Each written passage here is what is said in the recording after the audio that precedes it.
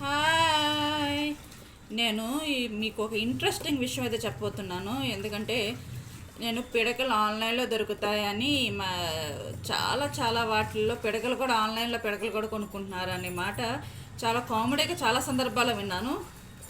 నేను కూడా కొన్నాను ఆన్లైన్లో పిడకలు.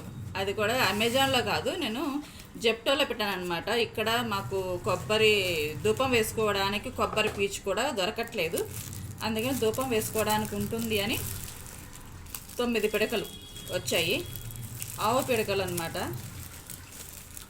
దేవుడికి ధూపం వేసుకోవడానికి బాగుంటుందని చెప్పేసి పెట్టాను. ఎంత చిన్నగా ఉంటాయి, ఇంత ఉంటాయేమో అని అనుకున్నాను, కానీ కొంచెం పెద్దగానే ఉన్నాయి.